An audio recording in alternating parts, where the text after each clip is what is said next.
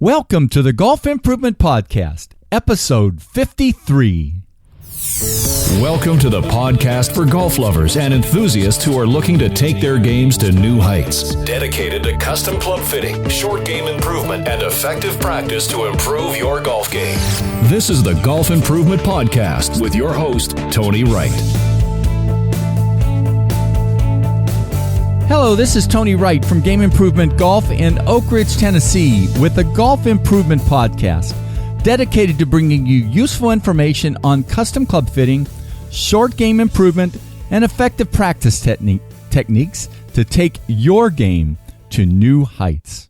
Well, I'm definitely getting excited about working at the U.S. Open at the Oakmont Country Club in Pittsburgh, Pennsylvania, around the middle of June. This is pretty much a bucket list item for me. A good friend of mine who I went to undergraduate school, and the Pittsburgh area is my hometown, who I went to undergraduate school with, is a member there. I've played the course a number of times, and I absolutely love the course. It's going to be fun to spend time with my friend watching a lot of golf and also watching the tour players on the practice tee and on the putting green, watching them warm up, just kind of seeing what they do, and really devoting a lot of time to doing that. So I hope I'll pull out some insights from that time there to report either in a future podcast or a blog post, but no matter what, it's going to be a great time. You'll enjoy this interview today with John Graham, a putting improvement expert who spends time on the PGA and LPGA tours with a number of tour players. His insights were very interesting, so enjoy this.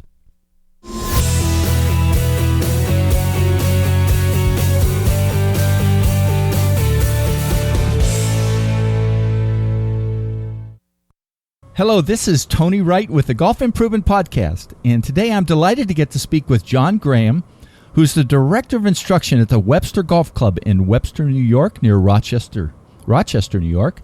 He's also a full-time putting instructor for some PGA, LPGA, and Web.com players, a Level 3 aim point instructor, and the creator with James Ridyard of a terrific set of short game improvement videos called Short Game Secrets. John, welcome back in the U.S. after being outside of the U.S. for a period of time, and I hope you got your energy back after being gone for a while. Yeah, I'm back here. It was an interesting trip with some major flight problems, but I'm here and ready to go. Well, very good. Well, if you would, please start out by talking about your story in the world of golf instruction, and in particular your journey to becoming a full-time putting coach for some of the tour players. Sure thing. So I came to golf pretty late after college. Before then, I was actually a bowler. The ideal of a perfect score that bowling had was very appealing to me. Interesting. Yeah. And did that through all my junior life. I bowled in college at Michigan State. It was really my thing. And then I started golfing after my winter job, which was at a bowling center, closed down because they always close down in the summertime, and I get some good friends that worked at the golf course, and I'm like, hey, that seems kind of fun, I'll go do that, and then and I was hooked that very first summer. Wow. Like any young person, I tried to play first. I was able to get good at golf pretty quickly. Spent a few winters down south trying to work on my game to see if I could get it to a level of competitiveness, and I quickly found out that was not going to happen. And right around that same time, my wife and I got married, and we moved to Lexington, Kentucky, to take my first job as an assistant golf professional at Gibson Bay Golf Course in that area. And that's when I got started teaching. Was there with my boss, who's still the head pro there now. His name is Jason Eberly. Got me started into teaching. So that was probably about 20 years ago. Wow. Almost 20 years ago. Yeah. And so I really enjoyed that part of it. And when I came back to Rochester after my wife finished grad school, I got a job up here in Rochester at Midvale Country Club and started to teach there quite a bit. As time went on, I left Midvale. I became a college coach at a local 2-year school here in Rochester called Monroe Community College. I did that for about 6 years, and I thought that's for sure what I want to do. I'm going to do this coaching thing because that was so much fun. Yeah. We had a lot of success, and I interviewed for some big-time positions, and by that time now I've got 3 kids or maybe 4, and the requirements on travel and things of that nature were just going to make it not very useful for what I needed at that point in my life. So I kind of stopped there. And it was also right around that same time that I got involved with Mark Sweeney and Aimpoint Technologies. So that's probably 2008, 2009 or so. Yeah. And I saw a video of Aimpoint on David Orr's website. It was a green reading video. I'm like, oh my gosh, I've never seen a video on green reading before. So I bought this video and I watched it. And I'm like, wow, that was really, really interesting. And so I started to write down a whole bunch of things where I thought this system was off. So I called Mark Sweeney up and said, I'd like you to come to Rochester.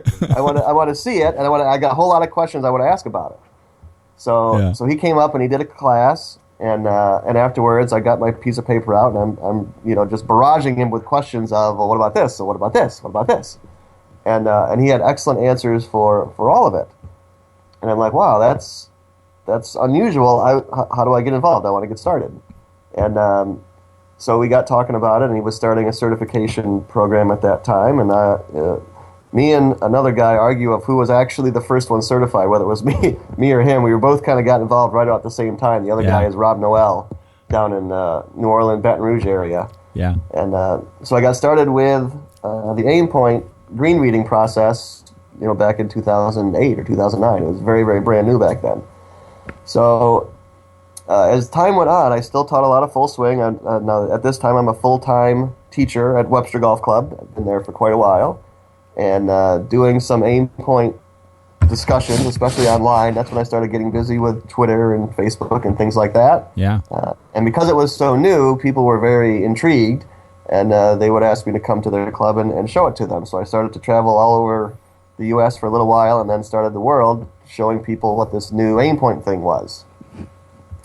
And so a bunch of years of that go by, and Aimpoint evolves and changes and does what it does. But it doesn't take very long for me to start to realize that, okay, well, this is one part of the puzzle, but if they can't hit it where they want or can't hit it at a good speed, it doesn't give them as much of a benefit as it could if they could do this and those other things. So I started to go down the road of, okay, well, how do I learn how to teach somebody how to actually putt, not just read a green?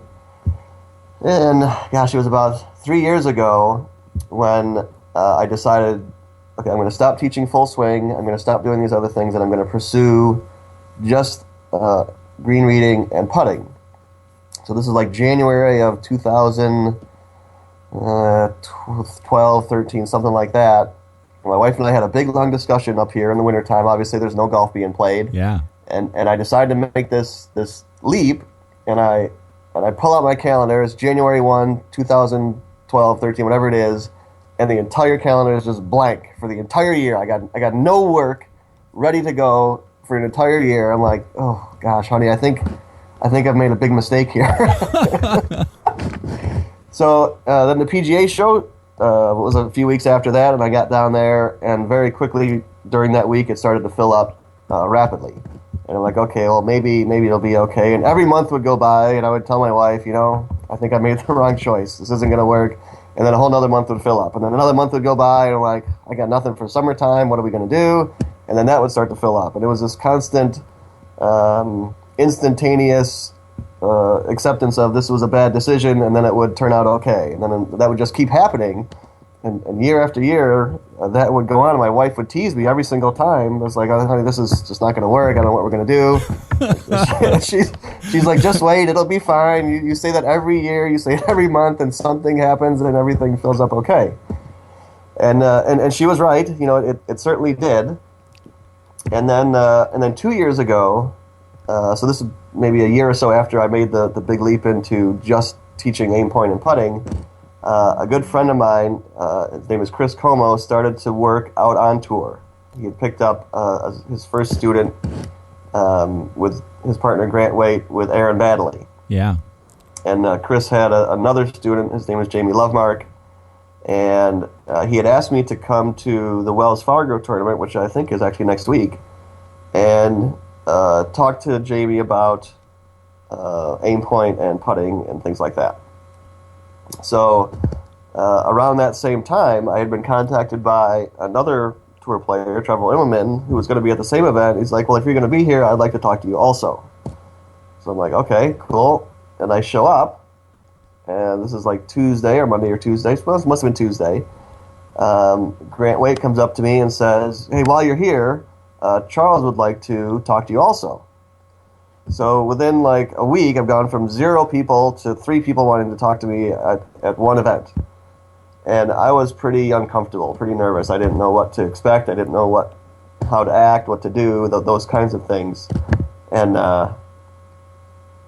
made some significant mistakes, I would say, especially looking back on it, which I'll go into later. Yeah.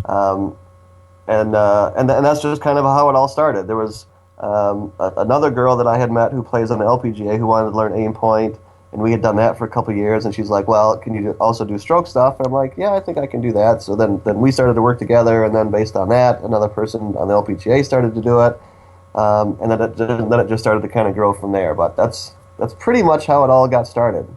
Well, it's kind of, I'll bet almost everybody that kind of gets into that, there's that messiness in the beginning, right? Oh, for where sure, it's absolutely. just, and then like you say, mistakes. I'm looking for, well, as much as you want to talk about it. Some of them sure, were important ones, right? Yeah. Well, that's pretty neat. Now, so you do go out on tour with some of these folks. What's sort of a typical day or a week for somebody who's out there with those folks? So I usually travel 2 weeks a month, 1 week with the ladies and 1 week with the men. And it's a little bit different depending on which group I'm with. So on the men's side, my main student that I spend the majority of my time with is Charles Howell. He likes to have me around as a reminder to work on a short game. Sometimes he likes to get on the range and beat 5 irons for a while, and just having my face there reminds him to go hit some putts and work on his bunker play and things like that. So in his case, I'll usually show up Monday night, and on Tuesday he'll play 18 holes, and we'll do some kind of maintenance check type things on the putting green, and then I will walk with him for a practice round, and we will hit putts and bunker shots and chips and pitches and things from other places, because in his case I also do short game things. Yeah. And then Charles is the kind of person who just likes to know a lot of things. So we have a lot of discussions about ideas and theories. He likes to go down the rabbit hole, and but doesn't necessarily want to play from there, but he just likes having the discussions on it. So we do those kinds of things, and particular shots that he has been struggling with, he'll say, okay, well, can you take a look at this? Can you, what would you say? I would say just very similar to a standard playing lesson that a coach would have with anyone. And then Wednesday is usually a pro-am, which will do basically the same thing again, except it's a little bit more golf-like. So he's playing a single ball and treating it a little bit more golf. And I'm mainly looking for the interactions between Charles and his caddy in terms of how they read it. Mm-hmm. And then there's some general decision making in terms of, okay, why are you doing what you're doing? Because it's the only place I can see him make a decision and then ask him immediately right after, okay, why did you choose that or whatever. And then I like to actually stay and watch him play. So I usually stay a couple more days when I can, either Thursday or Friday or both, to watch him actually compete and see, is there something different that's happening when it really matters versus practice in the putting green and things of that nature, right? In our particular case, it's made a huge difference in terms of the directions of things that we've spent our time with and the prioritizing of where to spend the work. And on the women's side, it's pretty much the same thing, except that I'm splitting it up between a couple people. In some cases, some of the women need more technical, mechanical ideas, but that's also true sometimes in Charles's case. But it's pretty much that kind of thing. 2 days of practice. Usually watch a day or two, and then I get home on the weekend and watch it on the computer as best I can. Yeah. So when you're doing that too, I mean, and you're watching him play, are you kind of keeping quiet too? Because his process is whatever it is, and don't disrupt him. There aren't a lot of coaches on tour during the time that they're actually playing. Isn't that right? A lot of the coaches are there Tuesday, Wednesday, Monday, Tuesday, Wednesday, and then when the play time comes, there isn't really too much that we can do. Yeah. So, they go back home and they have regular jobs and teaching positions and whatnot, and they're doing that kind of thing. For me, I just felt it was important to see what was happening as often as I can, so we can just better direct our time. Yeah. So there's not too many coaches there on the play days. Yeah. Well, it's really, quite frankly, sounds brilliant because it's got to be different when they're really playing. It just can't be the same. It absolutely can't be the same, and I mean it's the only thing that's really true is what they do when they play, when they compete. They can't, as much as anybody wants to think that they can reproduce water on a driving range, that's not happening. They're not. It's not water. It's just grass. Yeah, right. Well, talk about some of the skill sets that you then had to develop to work with some of these folks, and what did you have to really work on a lot in terms of changing what you knew and things like that?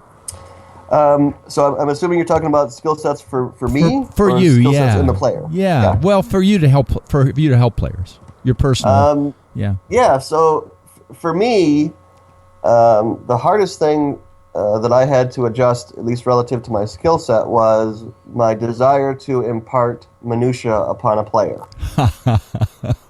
So I really love going deep with information for myself. Yeah. And I mentioned before that I had made some errors, and one of the errors that I felt that I had made was sometimes being too detailed, especially on a Tuesday when they're going to compete on a Thursday. And learning from that and adjusting the arrangement of information that I gave and the volume of information that I gave. I've sometimes been teased by my friends that have come to watch me at an event, tell me it looks like you're just standing there and you're not doing anything. and it's taken me a while to get comfortable with being okay with that. That sometimes it's at least as important as what you don't say as what you do say, and figuring out how to manage the information that comes out in that environment, and especially in my particular case, because I tend to love to watch them play. The majority of work that I do is actually at the tournament site. I've only worked with a few of these players off-site a few times, so it's mainly at a tournament where they're working. So learning how to deal with that environment when they're getting ready to play for big money that week has been probably the biggest change in my skill set. Now, learning the information on how to do the green reading thing, that obviously took quite a while with the aim point and seeing all the changes, the putting stroke and things of that nature. I really don't think it's just that difficult. It's just not moving very fast, and it's not moving very far, and there's just not that much to it, at least in terms of the stroke. So learning what pieces kind of cause what, I wasn't that much of a challenge because there's just not that many pieces that are moving that fast. Yeah. So learning that part I didn't think was all that difficult, and obviously if you watch enough golfers putt, there's so many different ways to do it, and being okay with that. I remember having a discussion with TJ Eaton about getting into putting. Well, I said, I'll just teach them how to read it here, I'll teach them how to aim it there, and then just teach them how to hit it there. A very, very linear picture. And then when I actually got to do it, it's like that's not necessarily how people need it to be. They need it to work for them and their environment. And it's like, okay, well, how do I take the combination of all the pieces, the read, the aim, where they start it, how they perceive it, all those kinds of things, and say, okay, well, if I fiddle with this, does it have a positive or negative influence on something else? I always use the analogy of a Rubik's Cube. If you work on one side and you get it looking nice, you got the red side good. So let's say that's their stroke, and then you go and start working on the white side, and that's their read. You come back to the red side, it's all messed up. All the pieces are kind of linked together that way, so that when you're trying to adjust one, you're more likely going to adjust something else too. So you want to be aware of that. Now, those are the big things. Yeah. So, what are some of the biggest surprises then in terms of work? And this morning it's funny. I look back on the Short Game Secret site and I didn't realize there was a neat blog post about surprises. So I read through that. But some of the things that you've seen is in terms of biggest surprises about working with some of the tour folks.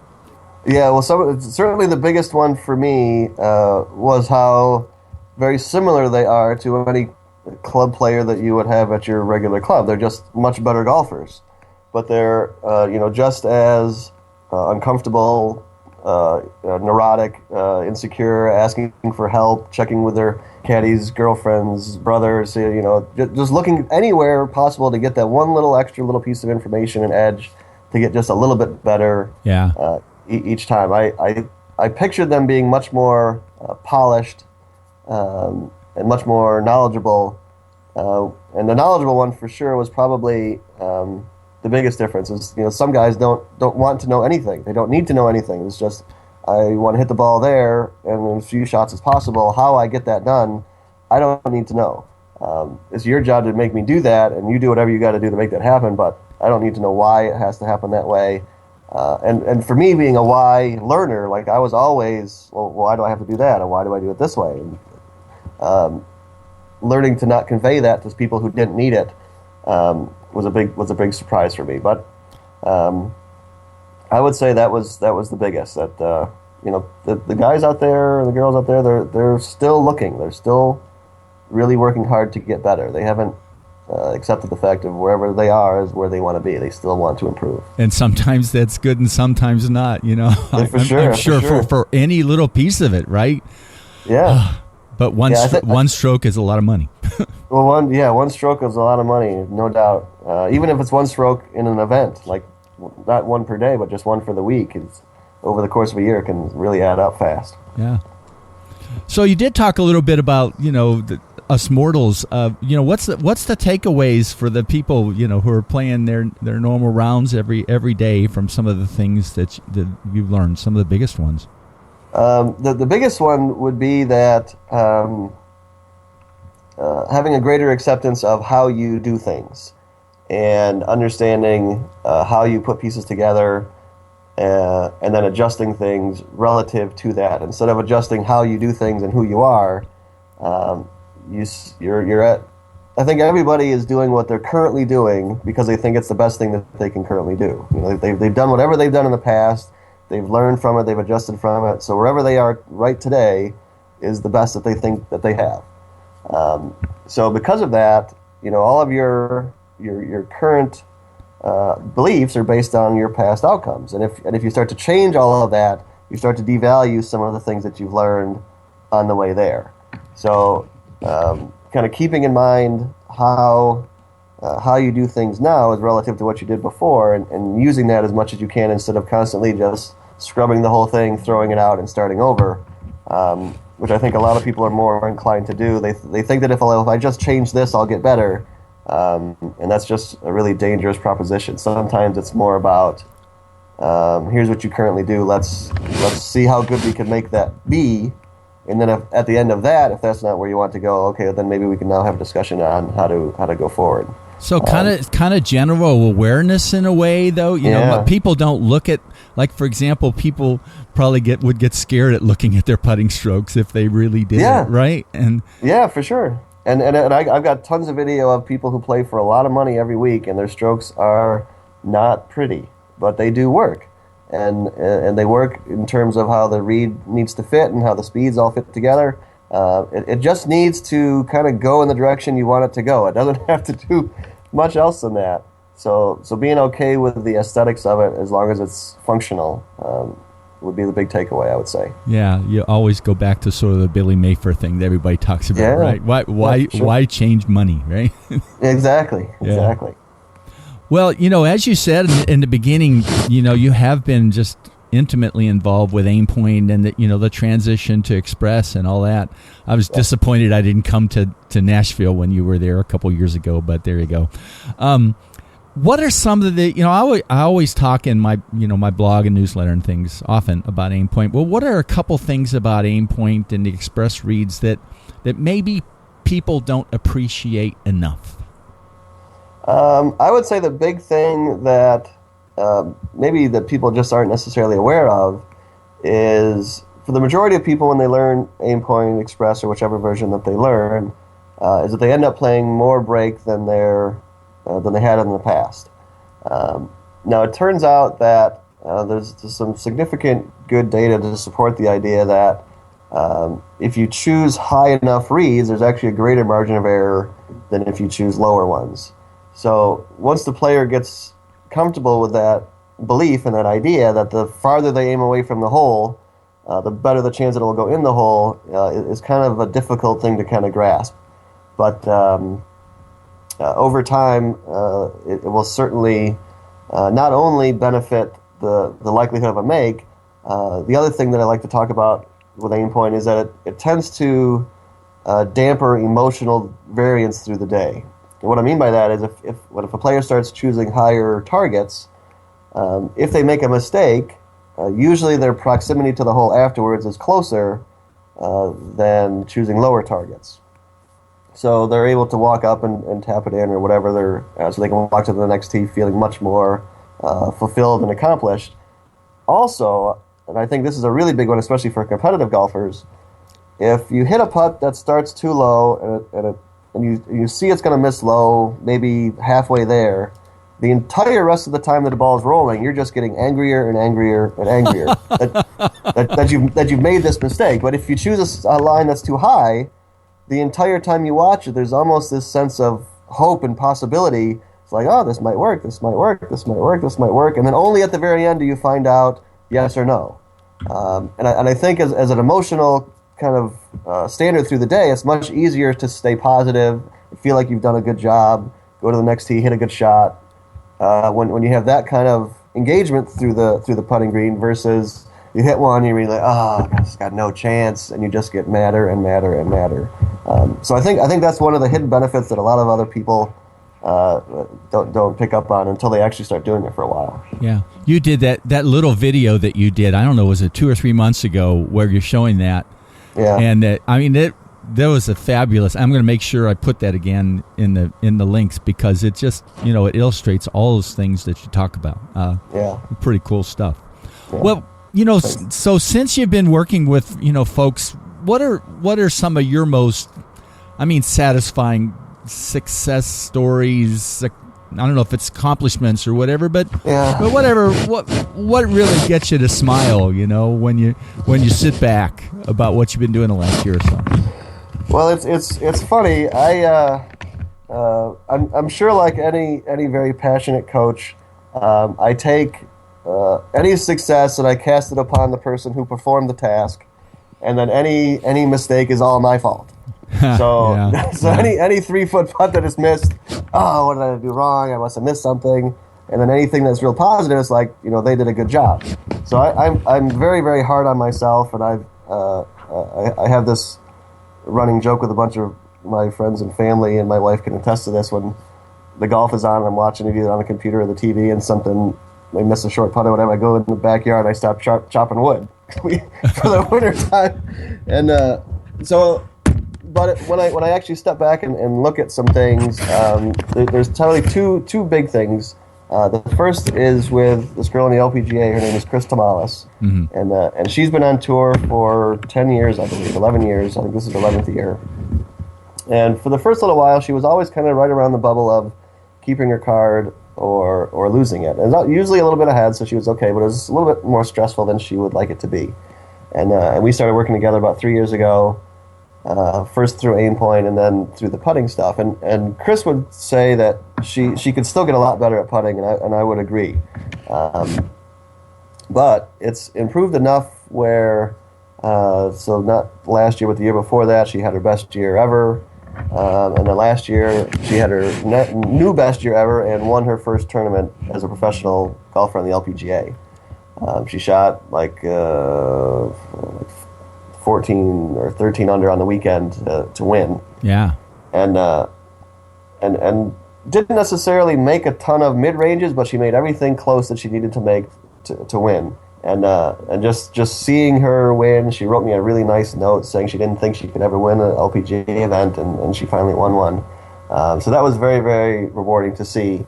And then the second one would be with Charles. His improvement over the last year has been significant. And he's said some very, very positive things about his change of approach, I guess you would look at it. He had always thought that he could hit it good enough to not have to worry about putting and short games and things like that. And trying to get him into a place where practicing in these places actually would make it easier to score lower and do better on the days when you don't hit it well. Has been a really neat change to see in him. His focus has shifted in a much more score-driven way.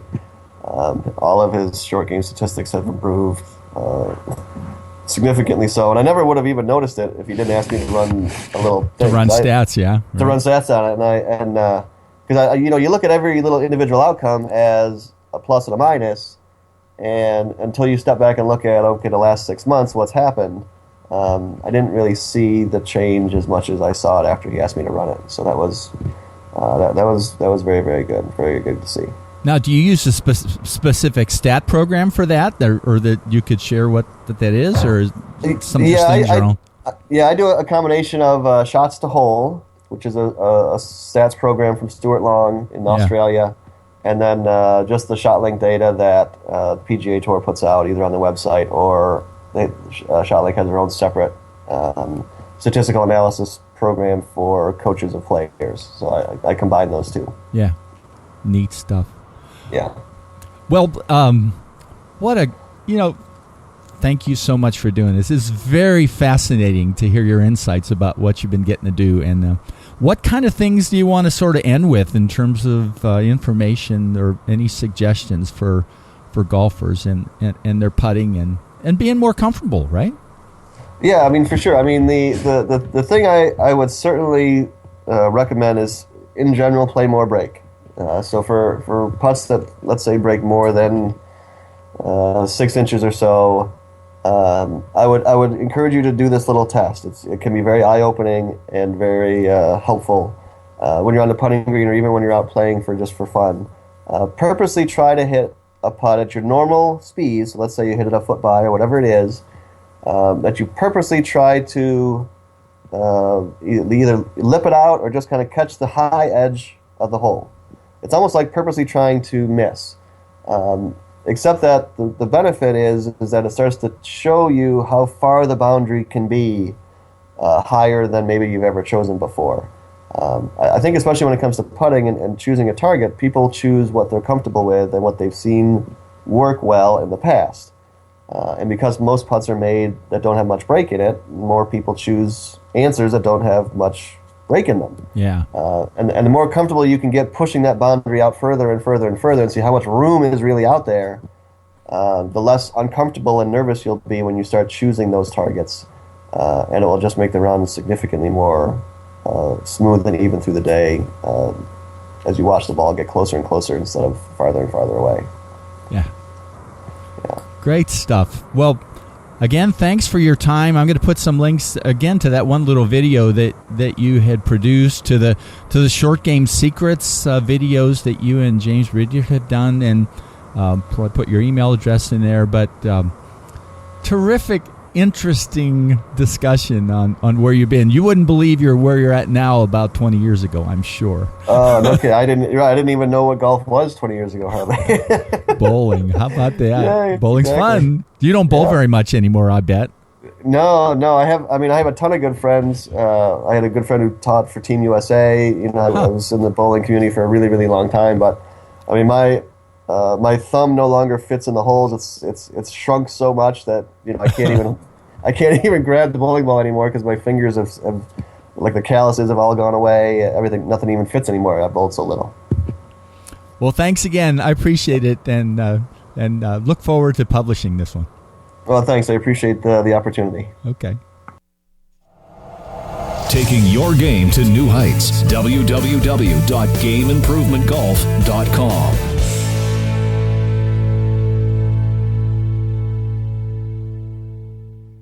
John, thanks for that informative interview. I've provided some links to help you listeners find out more information about John, and in particular, his excellent partnership with James Ridyard, who's a wedge game expert, to develop the Short Game Secrets set of instruction videos. And if you haven't seen it, John did a short video a few months ago on putting speed versus line. And this video is well worth watching. The link is also provided. I'll also mention that we're having a Mizuno Demo Day at the Centennial Golf Academy this Saturday, May 14th, from 10 a.m. to 2 p.m. If you're in the area, drop by, hit some of the Mizuno iron designs, and say hi. Well, that's it for today. In 2 weeks, I'll be interviewing a good friend, John Dranchek, with Dead Solid Perfect Clubs in Sunbury, Ohio. John's the ICG 2015 Midwest USA Club Maker of the Year, and we'll talk about his journey to becoming a great custom club fitter. See you in 2 weeks.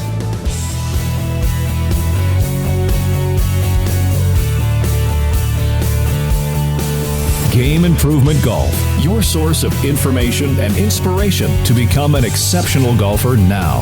www.gameimprovementgolf.com